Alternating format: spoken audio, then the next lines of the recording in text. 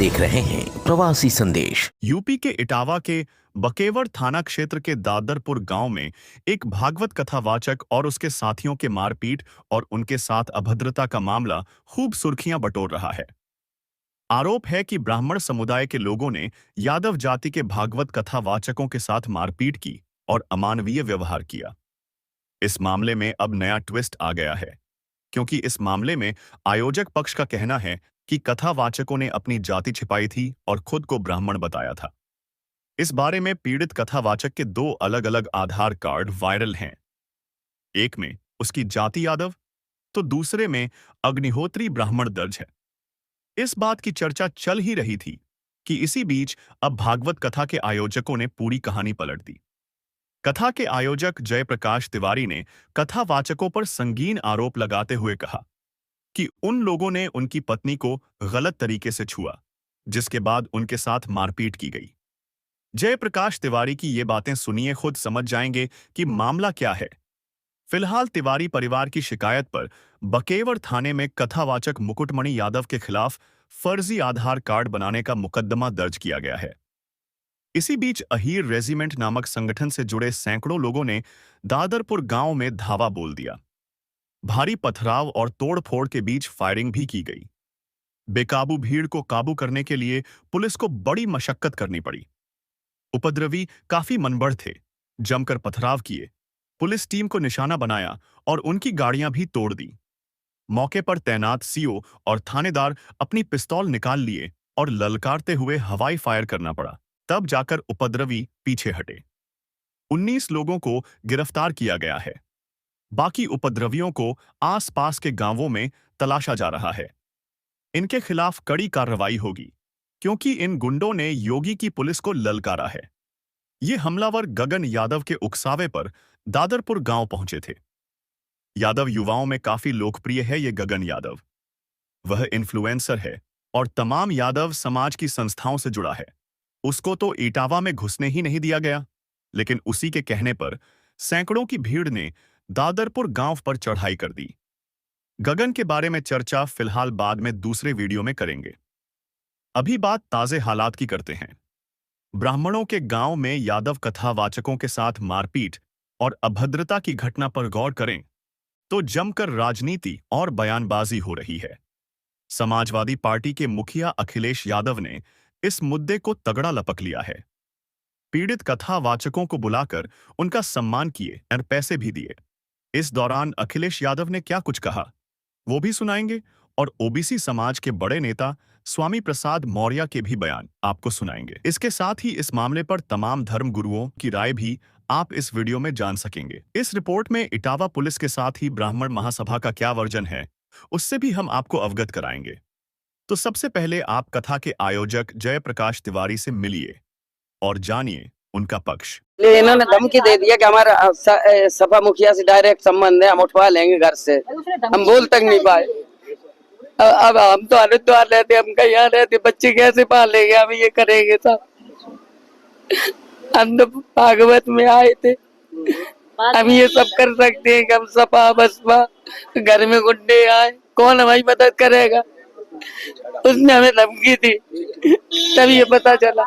तो थैला उठाया, उसमें आधार कार्ड निकला, लड़कों ने उठाया कि अग्निहोत्री है। हमसे बताया हम यादव। जयप्रकाश तिवारी ने यह भी बताया कि मुकुटमणि यादव और संत सिंह यादव ने उनके घर खाना खाने आए तो किस तरह उनकी पत्नी के साथ छेड़खानी की और उन्हें धमकाया। आए ये लोग, तो हम बाहर बैठे थे, कमरा था, गर्मी ज्यादा थी तो कूलर वूलर लगा दिया था तो महाराज जी डिस्टर्ब में, तो इनसे अभद्रता का व्यवहार ही करते रहे। हमसे क्या छिपाना है, हम तो महाराज हैं, हम तो यज्ञ कराते हैं, हमसे कुछ छिपा नहीं है। ऐसे इनसे अभद्रता का इधर उधर छूना, इनने हमसे बाहर बोला जाके, अरे हमने महाराज जी ये क्या है आपका। बोले ऐसा कुछ नहीं, हम तो महाराज हैं, हम ये आपकी गलत बात है। तो जब ज़्यादा बात बढ़ी तो ये हमसे बोले कि हमारे सपा मुखिया से डायरेक्ट है, हम घर से उठवा लेंगे अगर बदतमीजी देने की कोशिश की। तुम हमें ब्राह्मण समझते, हमें यादव है, हमके यादव हो कोई भी बने रहो, लेकिन महाराज भागवत करने आए हो तो जात से क्या लेना देना है। आप ऐसी धमकी हमें काहे दे रहे, हम तो बाहर रहते हैं, हरिद्वार में रहते हैं, कोई भी जात का हो, साधु की और यज्ञाचार्य की क्या जात होती है। ब्राह्मणों के गांव में भागवत कथा करने आए यादव कथा वाचकों की पिटाई, उनकी चोटी काटने और सिर मुड़वाने के साथ ही उन पर मूत्र छिड़कने की घटना को समाजवादी पार्टी के अध्यक्ष अखिलेश यादव ने जोर शोर से उठाया। अखिलेश ने इस मुद्दे को पीडीए से जोड़ते हुए पीड़ित कथावाचकों का सम्मान भी किया। अखिलेश यादव ने इस मौके पर क्या कहा, सुनते चलिए। कुछ लोग, वर्चस्ववादी लोग, प्रभुत्ववादी लोग कथा वाचन में अपना एकाधिकार बनाए रखना चाहते हैं। ये एकाधिकार छीने नहीं उनका, वर्चस्ववादी लोगों का एकाधिकार छीने नहीं। कथा वाचन को जिन्होंने भावना की जगह व्यवसाय बना लिया है, व्यवसाय बनाने वाले लोग हमारे इटावा कथा वाचन पीढ़ी अपमान कांड उन्हीं कुछ प्रभुत्ववादी और वर्चस्ववादी की वजह से घटित हुआ है। अगर पीड़ित समाज के इन लोगों को इतना ही परहेज है तो घोषित कर दें कि परंपरागत रूप से कथा कहने वाले वर्चस्ववादी पीड़ित समाज द्वारा दिया गया चढ़ावा, चंदा, दान, दक्षिणा कभी स्वीकार नहीं करेंगे। और अगर एकाधिकार ही आपको लाना है तो समय समय पर आप बहुत दावा करते हैं कि 370 खत्म किया है, तो देश में आप कानून ले आओ कि कथा वाचन का काम और एकाधिकार के लिए कानून ले आइए कि आप ही कह सकते हो और कोई दूसरा नहीं कह सकता। अगर पीड़ित समाज से इन लोगों को इतना ही परहेज है तो घोषित कर दें कि परंपरागत रूप से कथा कहने वाले वर्चस्ववादी पीड़ित समाज द्वारा दिया गया चढ़ावा, चंदा, दान, दक्षिणा कभी स्वीकार नहीं करेंगे। प्रभुत्ववादी और वर्चस्ववादी समय समय पर कभी घर को गंगा जल से तो कभी मंदिर को धुलवाकर पीड़ित समाज का मानसिक पीड़न व अपमान करते हैं, और अब तो सिर तक मुड़वा रहे हैं। अभी तक तो हमने आपने वो घटनाएं सुनी, देखी, जहां पर घरों को गंगा जल से धोते थे ये लोग। अगर कोई पीड़ित परिवार का मंदिर चला जाए तो मंदिर को गंगा जल से धोते हैं। और अब तो सीमा लांघ गई ये वर्चस्ववादी। आखिरकार किसका आशीर्वाद है? क्या सरकार का आशीर्वाद नहीं है, जिसकी वजह से सर तक मुंडवा दे रहे हैं, पेशाब तक करवा दे रहे हैं, और रात भर पीटना, पीटने के साथ साथ उनकी ढोलक छीन लेना, हारमोनियम छीन लेना, दबाव बनाकर के कितने पैसे देना था कथावाचक के लिए, उसमें जो खर्चा हुआ वो खर्चा नहीं दोगे तो रात भर पिटोगे, अगर पैसा दे दोगे तो बचोगे। आखिरकार ये वर्चस्ववादी और प्रभुत्ववादी लोग इतनी ताकत कहां से पा रहे हैं? भाजपा राज में पीड़ित समाज को हे दृष्टि से देखा जाता है। देश के राष्ट्रपति भी हे दृष्टि का सामना कर चुके हैं।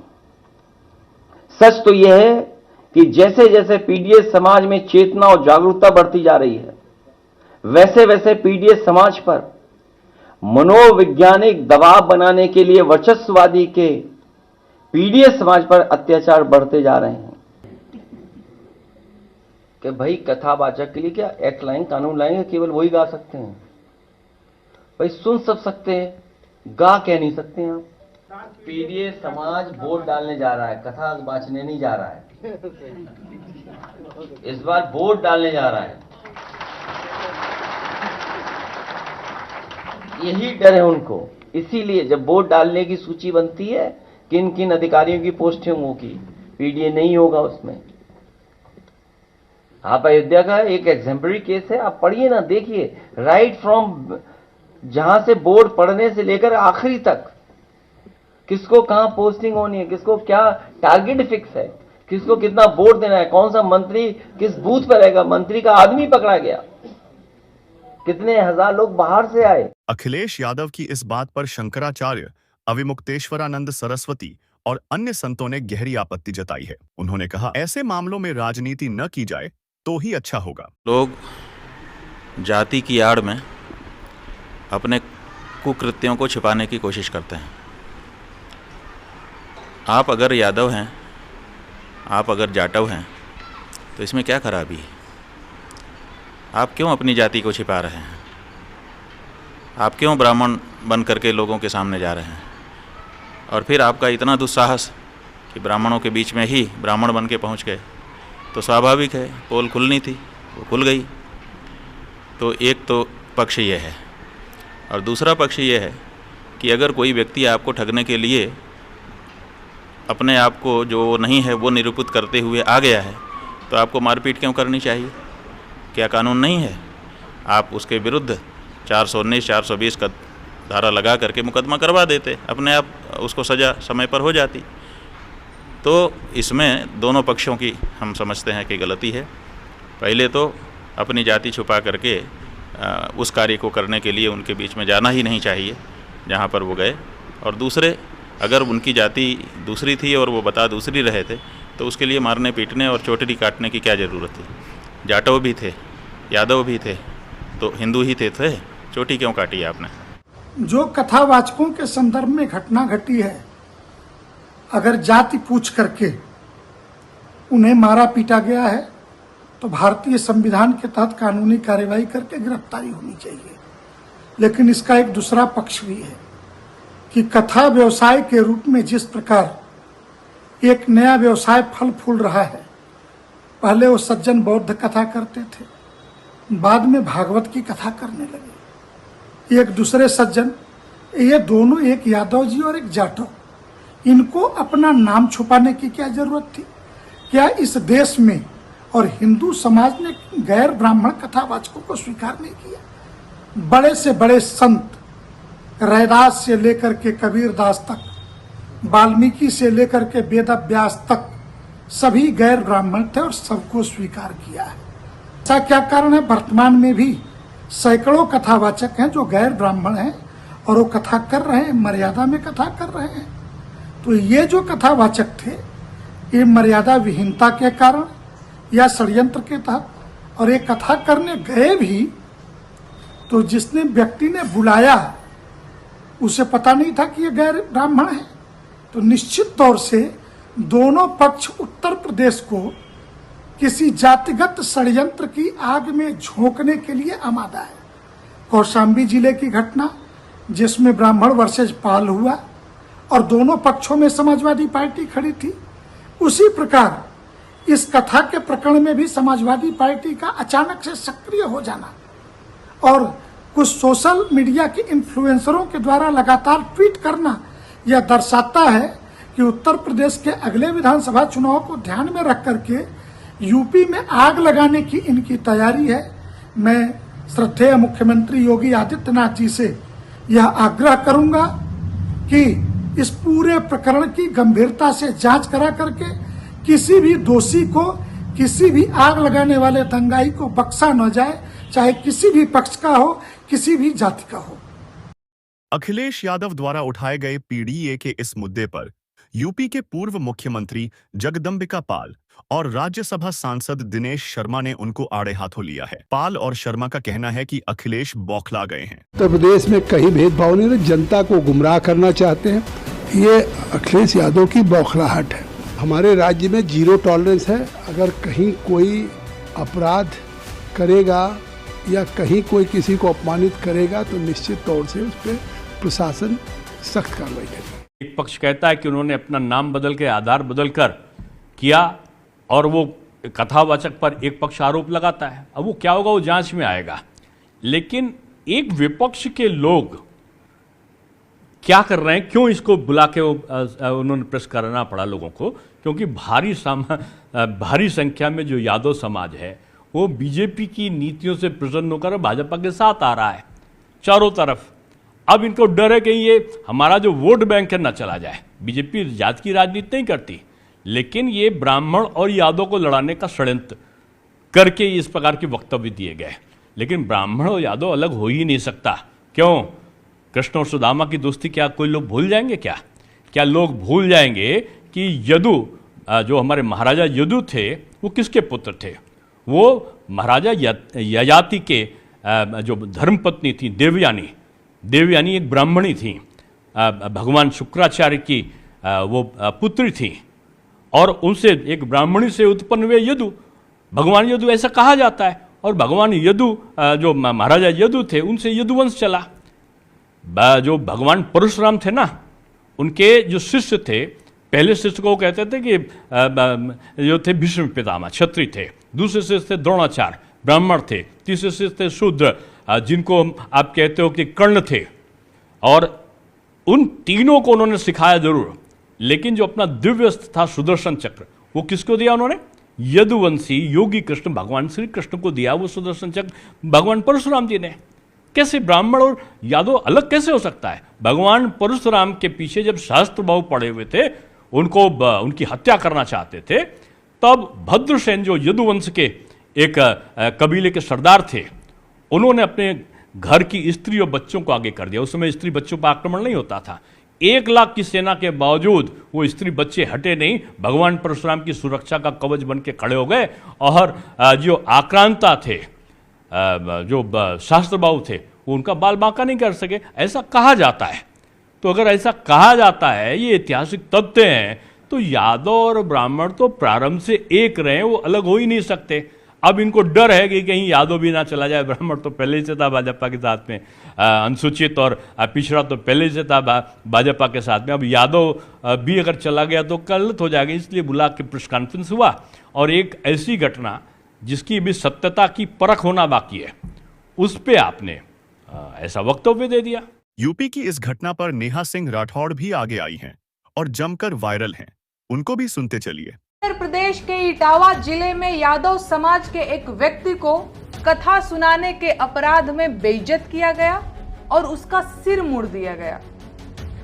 सजा देने वालों को कथा सुनाने का अपराध इतना बड़ा लगा कि उस व्यक्ति के ऊपर एक महिला के मूत्र का छिड़काव भी किया गया।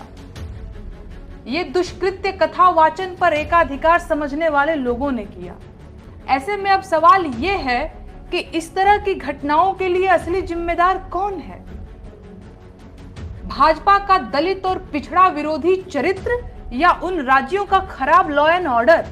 यूपी में पिछड़ों के बड़े नेता स्वामी प्रसाद मौर्य, योगी कैबिनेट के मंत्री ओम प्रकाश राजभर, बिहार के युवा नेता तेजस्वी यादव और सांसद चंद्रशेखर आजाद को भी सुन लीजिए। अनजाने, भूले या बिसरे हालात में हम हिंदू धर्म कहते हैं, सही मायने में वो ब्राह्मण धर्म है। अगर हिंदू धर्म होता तो स्वाभाविक रूप से दोनों यादव जो भागवत कथा करने में माहिर हैं, उनका सम्मान होता, क्योंकि दोनों कथावाचक मणिकुमार और संत कुमार यादव समाज से ताल्लुकात रखते हैं। इसलिए वहाँ के ब्राह्मणों को ये कतई स्वीकार नहीं हुआ कि उनके धंधे में कोई दखल दे। यदि इस देश का क्षत्रिय, वैश्य, शूद्र हिंदू होता तो कथा करने की छूट, भागवत करने की छूट, धर्म ग्रंथों में पुजारी बनने की छूट या पूजा पाठ करने की छूट क्षत्रिय, वैश्य, शूद्र सबको बराबर होता। लेकिन यहाँ केवल ब्राह्मण वर्ग को ही ठेकेदारी है कि धर्म के नाम पर सारे संस्कार वही कराए। यदि कोई कराता है तो उनका दुश्मन बन जाता है। यही मैं पहले से कहता रहा हूँ कि जिसे हम हिंदू धर्म कहते हैं वो हिंदू धर्म नहीं, वो ब्राह्मण धर्म है। और ब्राह्मण धर्म की ठेकेदारी ब्राह्मण ही चलाता है। जो जिसको हम हिंदू धर्म कहते हैं, तथाकथित हिंदू धर्म, वो ब्राह्मण समाज की धंधा बन चुका है। और उनके धंधे में कोई दखल दे कतई बर्दाश्त नहीं है, जिसका दुष्परिणाम यादव बंधुओं को इटावा में उठाना पड़ा। हम समझते हैं यही हिंदू धर्म का सच है।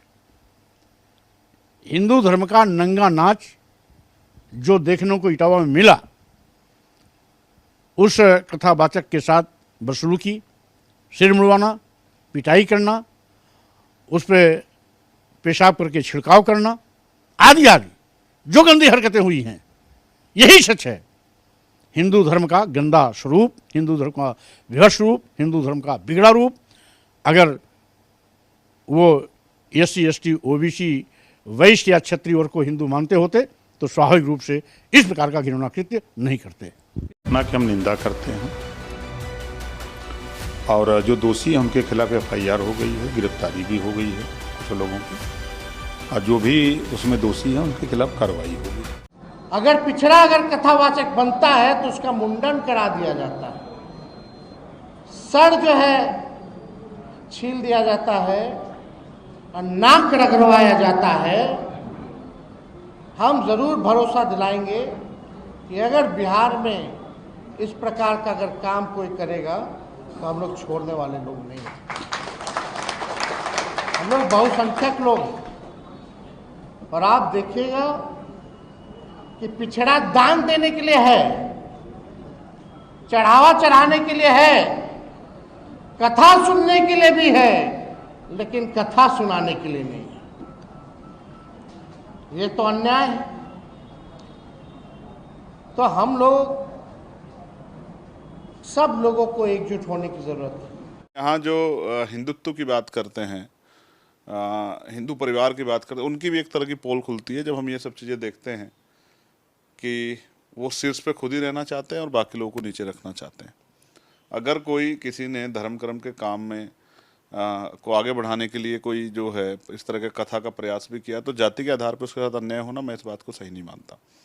तो ये जो एक झूठा हिंदुत्व का सपना दिखाया गया है कि हम हिंदू और हम सब लोग एक हैं, ये एक मखौटा और उसके पीछे का सच ये सामने आया। और जाति के आधार पे या धर्म के आधार पे किसी के साथ गैर बराबरी नहीं हो सकती। संविधान का आर्टिकल 14-15 इसकी गारंटी देते हैं, लेकिन ये तो हो रहा है। देखिए अभी कल ही हुआ जो आप जिसका जिक्र कर रहे हैं, तो ये गलत है और मैं इसका विरोध करता हूँ। और मैं ये मानता हूँ कि आदमी धर्म से नहीं और जाति से नहीं, कर्म से जो है वो अच्छा होता है और कर्म जो हैं वो संस्कार के तौर पे होते हैं। मैं उम्मीद करता हूँ कि सरकार ऐसी जो है इस तरह की सोच के लोगों पे लगाम लगाए कि भविष्य में इस तरह की चीज़ें ना हो, क्योंकि ये मनुवादी व्यवस्था का राज नहीं है, ये मनु सिद्धांत से नहीं चल रहा है, देश संविधान से चल रहा है। उत्तर प्रदेश भी संविधान से चल रहा है, तो संविधान से चले तो ज़्यादा अच्छा है। वहाँ धर्म और जाति के आधार पर इस तरह का भेदभाव नहीं होना चाहिए, ये मेरी सरकार से मांग है। इटावा के वरिष्ठ पुलिस अधीक्षक ब्रजेश श्रीवास्तव बताते हैं कि कथावाचकों के साथ हुई वारदात के मामले में कड़ी कार्रवाई हुई है। 4 लोग गिरफ्तार हैं और बाकी 50 के खिलाफ भी कार्रवाई होगी। इटावा पुलिस फुल एक्शन में है। इस केस के बारे में अपडेट दे रहे SSP इटावा की ये बाइट सुनिए। इस वीडियो का तत्काल संज्ञान लिया गया, मौके पर फोर्स भेजी गई और वीडियो के माध्यम से पीड़ित की पहचान की गई। पीड़ित से प्राप्त तहरीर के आधार पर तत्काल थाना बकेवर पर सुसंगत धाराओं में अभियोग पंजीकृत करते हुए 4 आरोपियों को गिरफ्तार किया गया, जिसमें वह मुख्य आरोपी निक्की भी है जो वीडियो में बाल काटते हुए दिख रहा है। इन्हें जेल भेजा जाएगा और उनके विरुद्ध कड़ी विधिक कार्रवाई की जाएगी। इस घटना के बाद सियासत के साथ ही सामाजिक लामबंदी भी जोरदार हो रही है। ब्राह्मण और यादव समाज के लोगों ने मोर्चा खोल दिया है। उनकी क्या भूमिका है, खुद उन्हीं से जान लेते हैं। असली वजह उसके पीछे जाति नहीं है। तो जाति में तो हम लोग खुद भी चले जाते हैं कि दूसरे समाज का अगर व्यास बैठा है तो क्या हम भागवत सुनने नहीं जाते हैं? भगवान का नाम कोई भी ले सकता है, हम लोग जाते हैं, पूरा संगठन हमारा जाता है। कई ऐसे साथ समझे देंगे आपको, लेकिन आप जाति को छुपा रहे हैं, अश्लील हरकतें कर रहे हैं। शुरुआत कहाँ से हुई वो चीज नहीं पकड़ी इन लोगों ने। शुरुआत बदतमीजी और छेड़खानी से शुरू हुई। आप किसी महिला का हाथ पकड़ रहे हैं ब्यास होकर के, उसके बाद जब आप दिख जाता है कि भीड़ आ गई, फंस गए, तो आप अपना गलती स्वीकार कर लेते हैं, हमसे गलती हो गई, और धमकी देते हैं उसके बाद में तो भैया हम देख लेंगे तुमको। उन्होंने जब जांच पड़ताल की, सारी चीजें खुल के सामने आ गई, उनको पहले ही डाउट हो रहा था। आप पूरी भागवत में इधर उधर ताड़ रहे हैं, सब गलत है। व्यास की निगाहें सब समझ में आ जाती हैं, लोगों का इंटेंशन समझ में आ जाता है, देखने का, छेड़ने का सब समझ में आता है। जरूरी नहीं कि छेड़ा जाए तभी कहा जाता है छेड़खानी हुई है। तो इंटेंशन गलत था, वो सब पहचान लिया। बाद में उन्होंने खुद कह दिया भाई मैं यादव हूँ, पता चल गया तो मुझे माफ कर दो। खुद से उन्होंने कहा भाई मुझे जो सजा देनी यही दे दो, मुझे माफ कर दो, मुझे जाने दो यार। आप लोग भी देखो ना 24 घंटे तक कुछ नहीं हुआ, 1 तारीख पूरी निकल गई, ना कोई तहरीर दी गई, ना कुछ किया गया। इसको तो बिना मतलब में राजनीतिक रूप दिया गया, यादव ब्राह्मण, यादव ब्राह्मण। पता नहीं राजनीतिक लोग ये क्यों करते हैं, मुझे तो समझ में नहीं आता। लेकिन उस पर तो आप ब्राह्मण बन करके क्यों आए? जब आप यादव थे तो आपको यादव बन के रहना था, वो किसी दूसरे ब्राह्मण की व्यवस्था कर लेते, उन्हें ब्राह्मण से कथा करानी थी। आपने ऐसा क्यों किया, अपनी जात को छिपाया? करीब 15 साल हो गए हैं इनको कथा करते हुए, और पूरा क्षेत्र जानता है, और बड़े व्यवहार कुशल और मिलनसार हैं। और इनके साथ जो घटना हुई है बड़ी निंदनीय है। सनातन धर्म में किसी की शिखा काटना, इससे बड़ा अपमान, पेशाब उनके ऊपर डालना, ये सब क्या है? ये गुंडई दबंगई वहाँ जो दिखाई गई उनके साथ। अरे आपको कथा नहीं करवानी तो इज्जत से उन्हें वापस कर देते, जानते हुए भी ऐसा किया। जो घटना हुई है बहुत ही निंदनीय है, ऐसा नहीं करना चाहिए था।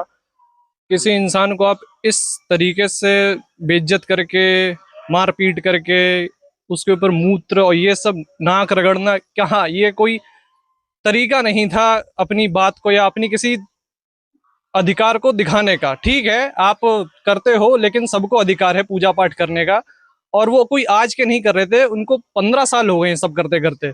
और जो यहाँ से लोग उनको ले गए थे उन्हें भी पता था कि वो यादव है, उसके बाद भी आप अगर वहां जा करके ये सब कर रहे हो। घटना गलत है, इस तरीके से नहीं करना चाहिए था उन लोगों को।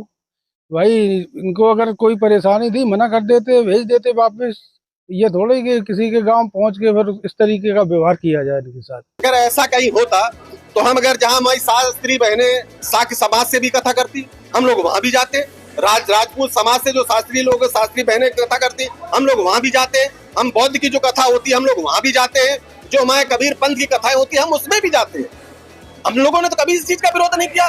वो सबसे ज्यादा गलत है, बाल किसी के नहीं काटना चाहिए। आप हमारे बहुत दिन से कर रहे हैं, उसमें 15 साल हो गए। प्रवासी संदेश को लाइक करें, शेयर करें, कमेंट करें, सब्सक्राइब करें और बेल आइकन जरूर दबाएं।